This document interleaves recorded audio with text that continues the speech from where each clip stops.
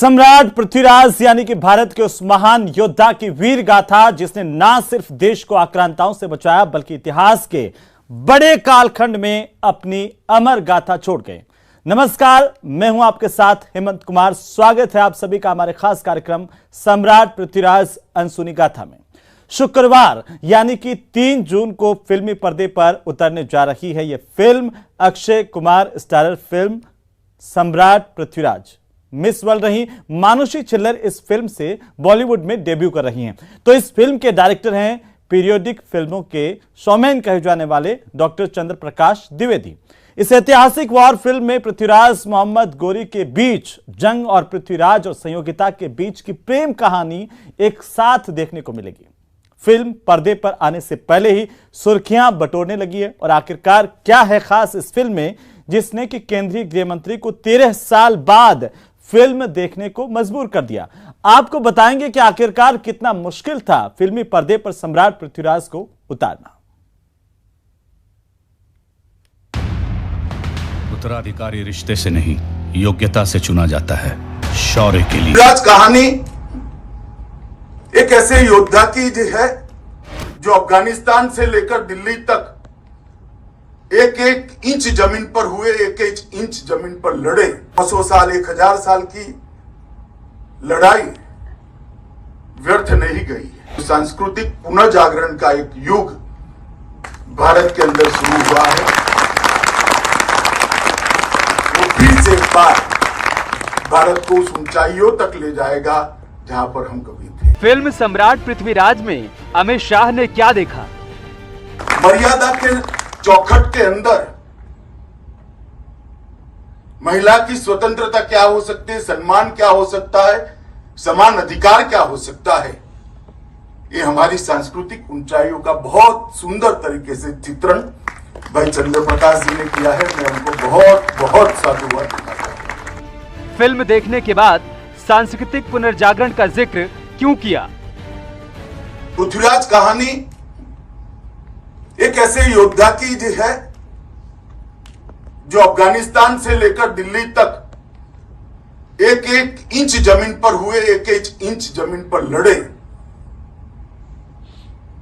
ये 900 साल 1000 साल की लड़ाई व्यर्थ नहीं गई है। सन 47 में हम स्वतंत्र हुए और मैं निश्चित रूप से कह सकता हूं कि 2014 से जो सांस्कृतिक पुनर्जागरण का एक युग भारत के अंदर शुरू हुआ है, वो फिर से एक बार भारत को उस ऊंचाइयों तक ले जाएगा जहां पर हम कभी थे।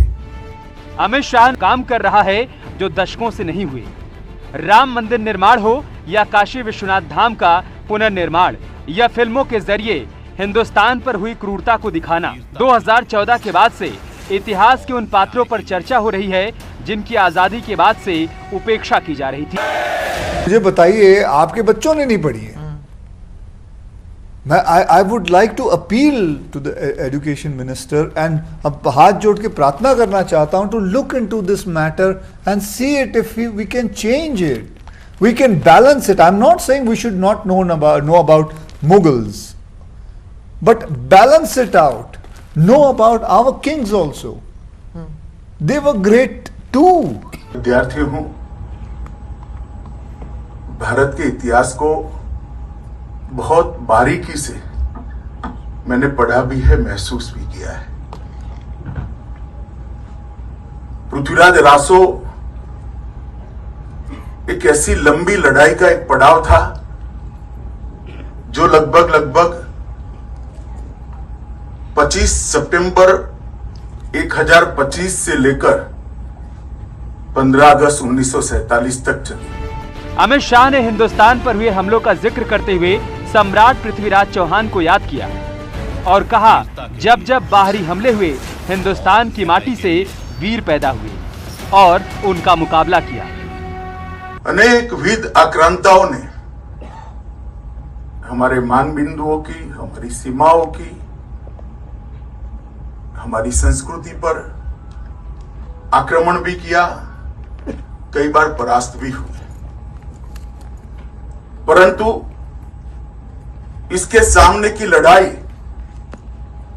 हिंदुस्तान की धरती ने कभी खत्म नहीं की। कभी कोई पृथ्वीराज बनकर लड़ा, कहीं कोई भीमदेव बनकर लड़ा, कोई सिंध के राजा दाहिर बनकर लड़ा, कोई कश्मीर के अनंतपाल लड़कर पड़ी। उस कालखंड के शस्त्र, परिवेश, सेनाओं के कुटीर से लेकर सेनाओं के रखरखाव की स्थिति, सभी उस समय का फिर से पुनर्जीवित हुआ है। आर्ट डायरेक्टर को मेरी ओर से बहुत बहुत बधाई। एक ऐसा क्षेत्र है जिस पर किसी का ध्यान नहीं जाता है। अमित शाह ने कहा कि इस फिल्म को सिर्फ देखिए मत, बल्कि दिल की गहराइयों से महसूस भी कीजिए। अमित शाह ने हिंदुस्तान के गौरव को प्यार करने वालों से फिल्म देखने की अपील भी की। पूरे देश भर के अंदर फिर से एक बार आत्मगौरव गवर्नमेंट की बात करने वालों ने पृथ्वीराज जरूर देखना। तो 13 साल बाद अमित शाह ने कोई फिल्म देखी। सम्राट पृथ्वीराज को देख करके अमित शाह ने न सिर्फ इसे भारतीय संस्कृति को सहेजने वाली फिल्म बताया, बल्कि इसके कला पक्ष की भी जमकर तारीफ करने से नहीं चूके।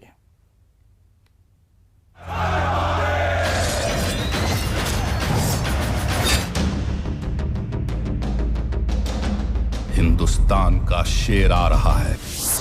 एक अद्वितीय योद्धा की वीर गाथा, मातृभूमि के लिए मर मिटने वाला नायक।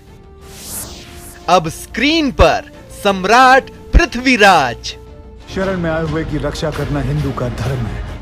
देश की मान और मर्यादा के लिए मर मिटने वाले योद्धा की अमर गाथा से हर भारतीय को रूबरू कराने आ रही है ऐतिहासिक वॉर फिल्म सम्राट पृथ्वीराज। बॉलीवुड के दमदार एक्टर अक्षय कुमार और miss world Manushi Chhillar starrer इस फिल्म को निर्देशित किया है पीरियड फिल्मों के जाने माने निर्देशक डॉक्टर चंद्र प्रकाश द्विवेदी ने। ऐतिहासिक हीरो पर बनी फिल्म सम्राट पृथ्वीराज पर्दे पर आने से पहले ही सुर्खियां बटोरने लगी है। स्पेशल स्क्रीनिंग में इस फिल्म की तारीफ केंद्रीय गृह मंत्री अमित शाह से लेकर यूपी के सीएम योगी तक कर चुके हैं। बुधवार को दिल्ली के चाणक्य थिएटर में फिल्म के कास्ट के साथ अमित शाह ने फिल्म देखी तो वे भी इसकी तारीफ करने से खुद को नहीं रोक सके। एक ऐसे योद्धा की है जो अफगानिस्तान से लेकर दिल्ली तक एक एक इंच जमीन पर हुए, एक एक इंच जमीन पर लड़े। ये 900 साल 1000 साल की लड़ाई व्यर्थ नहीं गई है। सन 47 में हम स्वतंत्र हुए। मेरे आपके हक बराबर, मेरे आपके फर्ज बराबर, मेरा आपका स्थान बराबर। अमित शाह फिल्म सम्राट पृथ्वीराज को वीरता के साथ भारतीय संस्कृति के प्राचीन मूल्यों को जनता तक पहुंचाने का सफल वाहक मानते हैं। करीब 13 साल बाद शाह कोई फिल्म देखने थिएटर पहुंचे थे। फिल्म देखने के बाद शाह ने कहा कि ये भारतीय संस्कृति और महिला सशक्तिकरण को बखूबी दर्शाती है। बात करने वालों ने पृथ्वीराज जरूर देखना चाहिए।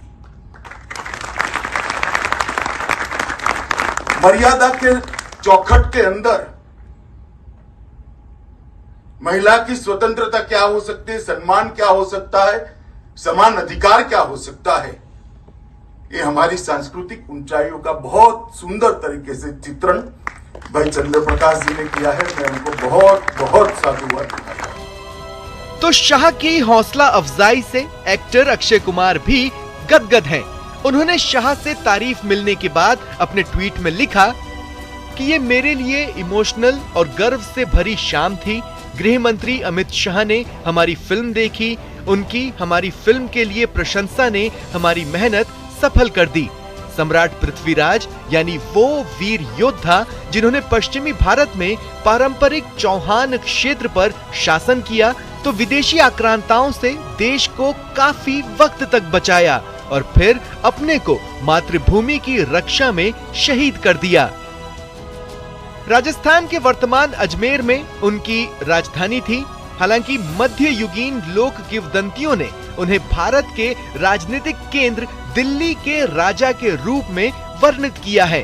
हालांकि इतना तय है कि उनकी वीरता की कहानी न सिर्फ तत्कालीन काव्य और गद्य में मौजूद रही, बल्कि आज भी हर भारतीय के लिए उनके किस्से गौरव का एहसास कराते हैं। लेकिन फिल्म में पृथ्वीराज का किरदार निभाने वाले अक्षय कुमार को इस बात की कसक जरूर है कि स्कूली इतिहास के किताबों में उन्हें वो जगह नहीं मिली जिनके वो हकदार थे। इतनी सारी कहानियां इनसे सुन चुका हूं सम्राट पृथ्वीराज चौहान के, लेकिन अनफॉर्चुनेटली हमारे टेक्स्ट बुक में सिर्फ 2 या 3 लाइनें लिखी हुई हैं हिस्ट्री की किताब में। बाकी सारी चीज़ों के ऊपर लिखी हुई है, जो इन्वेडर्स के ऊपर लिखी हुई है, लेकिन हमारे खुद के जो कल्चर है, हमारे जो खुद के महाराजा हैं, राजा हैं, उनके बारे में 2-2, 3-3 अक्षर लाइनें लिखी हुई हैं। हालांकि अक्षय कुमार की ये व्यथा अब शायद खत्म हो जाएगी, क्योंकि अब फिल्म के जरिए हर भारतीय इतिहास के इस महानायक की कहानियों से रूबरू हो पाएगा। इसके लिए फिल्म सम्राट पृथ्वीराज को टैक्स फ्री करने की मुहिम शुरू हो चुकी है और इसकी शुरुआत यूपी से हुई है, जहां फिल्म की स्पेशल स्क्रीनिंग में शामिल सीएम योगी आदित्यनाथ ने फिल्म को टैक्स फ्री करने का ऐलान किया। ये फिल्में वास्तव में केवल मनोरंजन के साधन मात्र नहीं है, लोक जागरूकता के भी, राष्ट्रीय प्रेरणा के भी और समाज को एक नई दिशा देने के भी माध्यम बन सकते हैं। यह अक्षय कुमार जी ने और उनकी पूरी टीम ने समय समय पे किया है। मैं आज के इस अवसर पर अपने उत्तर प्रदेश वासियों की ओर से आपका और आपकी पूरी टीम का हृदय से अभिनंदन करता हूं और विश्वास करता हूं कि फिल्म बहुत शीघ्र यहां पर हमारे बीच में आएगी। उत्तर प्रदेश वासी और देशवासी देखेंगे और उत्तर प्रदेश में इसको हम टैक्स फ्री करने की भी घोषणा इस अवसर पर करते हैं, जिससे फिल्म का इंतजार हर भारतीय कर रहा है। तो पृथ्वीराज के किरदार से अभिभूत अमित शाह ने फिल्म से जुड़ी पूरी टीम को इसके लिए बधाई दी, तो खासकर फिल्म के आर्ट डायरेक्टर के काम से ज्यादा प्रभावित नजर आए। उनको भी मैं साधुवाद देना चाहता हूं, क्योंकि राजस्थान के और दिल्ली के राजाओं की सादगी को जो इतिहास में वर्णित है उसको बहुत अच्छे तरीके से पुनर्जीवित किया है। उस समय के, उस कालखंड के शस्त्र, परिवेश, सेनाओं के कुटीर से लेकर सेनाओं के रखरखाव की स्थिति, सभी उस समय का फिर से पुनर्जीवित हुआ है। आर्ट डायरेक्टर को मेरी ओर से बहुत बहुत बधाई। एक ऐसा क्षेत्र है जिस पर किसी का ध्यान नहीं जाता है। स्क्रीन पर फिल्म को देखना और पृथ्वीराज से रूबरू होना रोमांचक तो है, लेकिन आगे आपको बताएंगे कि आखिर क्यों अक्षय कुमार को ये कहना पड़ा कि मातृभूमि के लिए लड़ने वाले इस महान योद्धा को इतिहास की किताबों में वो जगह नहीं मिली जिसके वो हकदार थे। Bureau report, news 18 Rajasthan. तो पृथ्वीराज के बहाने इतिहास लेखन को लेकर के सवाल उठाए जा रहे हैं। सबसे पहले अक्षय कुमार ने सवाल उठाया कि आखिरकार किताबों में पृथ्वीराज जैसे वीर योद्धा को वो जगह क्यों नहीं मिली जिससे कि जिनके वो हकदार थे। तो कई इतिहासकार भी अक्षय के साथ नजर आए हैं। यह खास रिपोर्ट देखिए। पृथ्वीराज के बहाने इतिहास लेखन पर सवाल। सम्राट पृथ्वीराज को क्या इतिहास में वो जगह नहीं दी गई जिसके वो हकदार थे? जब फिल्म सम्राट पृथ्वीराज में उनके किरदार को निभाने वाले अक्षय कुमार ने ये सवाल उठाया तो इस पर अलग अलग राय सामने आई। कई इतिहासकारों ने अक्षय को पूरा समर्थन दिया है। इतिहासकारों के साथ ही मध्यकालीन इतिहास पर शोध करने वाले रिसर्चर ने भी अक्षय की बातों का समर्थन किया। अगर किसी देश को कमजोर करना है तो सबसे पहले उसकी संस्कृति पर प्रहार करना चाहिए। ऐसी विकृत वामपंथी विचारधारा का ही परिणाम देखने को मिल रहा है कि वर्तमान पीढ़ी को मूल इतिहास पढ़ने से वंचित रखा जा रहा है। भारत जब से आज़ाद हुआ तब से जो इतिहास लेखन का कार्य था वो वामपंथी विचारधारा से ताल्लुक़ रखने वाले लोगों के हाथ में था। उसी का परिणाम है कि यहाँ भारत के अंदर पृथ्वीराज चौहान, महाराणा प्रताप, वीर शिवाजी जैसे महापुरुषों को किताबों से गायब कर दिया जाता है और मुगल आक्रांता औरंगजेब, अकबर, जहांगीर जैसे का महिमा मंडन किया जाता है। और इन्होंने हमेशा सनातन धर्म संस्कृति को मानने वाले या जो स्वदेशी शासक है इनके साथ दोहरा रवैया अपनाया है और इनकी कलम हमेशा इनके विरुद्ध चली है। ना केवल पृथ्वीराज चौहान, बाकी कोई भी भारतीय शासक हुआ उसके हमेशा इन्होंने विरुद्ध ही रहा है और हमेशा उन्होंने उसको नीचा बताने की कोशिश की है। तो कई जानकारों का मानना है कि मुगलों के इतिहास को ज्यादा तवज्जो मिली, जिसके कारण भारत के शूर वीरों के बारे में युवा पीढ़ी कम जान पाई। पिछले 50 वर्षों से भारत के इतिहास को गलत पढ़ाया जा रहा है। अकबर, हुमायूं को महान बताया जा रहा है। वस्तुतः छत्रपति शिवाजी महाराज, महाराणा प्रताप वो महान थे जिन्होंने देश के लिए अपना सर्वस्व अर्पण कर दिया है। मैं केंद्र सरकार से मांग करूंगा, जो भारत की किताबों के अंदर, कोर्स के अंदर जो गलत पढ़ाया जा रहा है उनको बंद किया जाए। वामपंथी विचारधारा के लोगों ने बहुत ज़्यादा बढ़ा चढ़ाकर हमारे को गलत इतिहास पढ़ाया गया, जिसमें मुस्लिम लेगेसी को लगातार अकबर, बाबर, जहांगीर, हुमायूं से लेकर के बहादुर शाह जफर तक हमें एक एक पीढ़ी का नाम रटाया गया। जबकि इससे ज़्यादा अगर हम लोग देखें और हम लोग देखेंगे तो हमें पता चलेगा कि महाराणा प्रताप, सिसोदिया वंश की जो लेगेसी थी, जो महाराणा कुंभा हो, महाराणा प्रताप हो, महाराणा उदय सिंह हो, महाराणा सांगा हो, इन लोग। तो चलिए इसी के साथ ही हमारी इस खास पेशकश में फिलहाल इतना ही। नमस्कार। आज अगर मुझे सम्राट पृथ्वीराज चौहान के बारे में पूछोगे तो मुझे बहुत पता है।